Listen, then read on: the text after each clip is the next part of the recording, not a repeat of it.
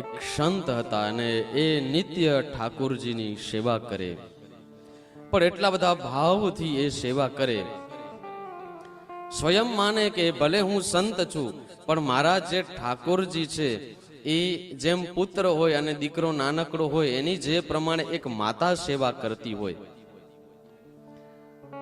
અને બીજી એક બાબત યાદ રાખો, ઠાકોરજીની સેવા ઠાકોરજી ત્યારે જ સ્વીકારે જો આપણા હૃદયમાં યશોદાનો ભાવ હોય તો. દરેક અર્ચકોએ, દરેક સાધકોએ ઠાકોરજીની સેવા કરતા સમયે પોતાના હૃદયમાં ભાવ યશોદાનો જ રાખવો પડે, ગોપીનો ભાવ જ રાખવો પડે, તો જ સ્વીકારે. એટલે એ સંતના હૃદયની અંદર એવો એક ભાવ, હું ભલે સંન્યાસી છું પણ મારો દીકરો છે એમ માની અને એ ઠાકોરજી એટલી સુંદર સેવા કરે, શ્રૃંગાર કરે, તો એ સંત છે એ યશોદાના ભાવ સાથે, ગોપીના ભાવ સાથે ઠાકોરજીની એટલી અદ્ભુત સેવા કરે. એક સમયે એક ક્યાંક બહાર જવાનું થયું, ત્યાં કાર્ય પૂર્ણ કરી ઠાકોરજી પોતાની સાથે જ હોય એમના, ફરી પાછા પોતાના એ આશ્રમની અંદર જવાનું હતું એટલે ટ્રેનમાં મુસાફરી કરે. એમનું જે ગામ હતું એ ગામ આવ્યું, સ્ટેશન આવ્યું એમનું, પણ બન્યું એવું કે સંત એ ટ્રેનમાંથી ઉતરી ગયા, પણ થોડી ઉંમરના હિસાબે, અવસ્થાના હિસાબે એમની પાસે જે ઠાકોરજીની મૂર્તિ હતી એ ટ્રેનમાં ભૂલાઈ ગઈ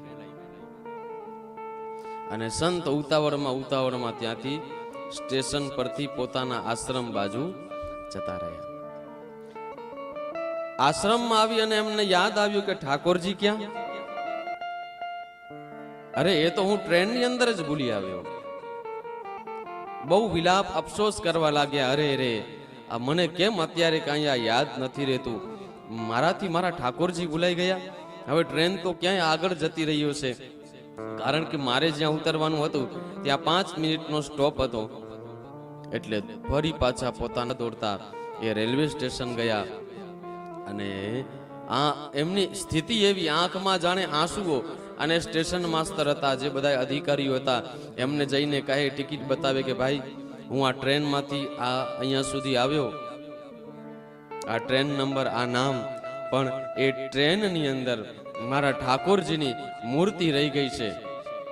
તમે એક કામ કરો, એ ટ્રેનમાં જે કોઈ હોય એનો સંપર્ક કરો અને હું હમણાં થોડી જ વારમાં જ્યાં હશે ત્યાં પહોંચી જઈશ. કોઈક આગળના સ્ટેશન ઉપર મારા ઠાકોરજીને ત્યાં બિરાજમાન કરો. આમ ઉતાવળમાં સંતે પોતાની આખી હકીકત કહી દીધી.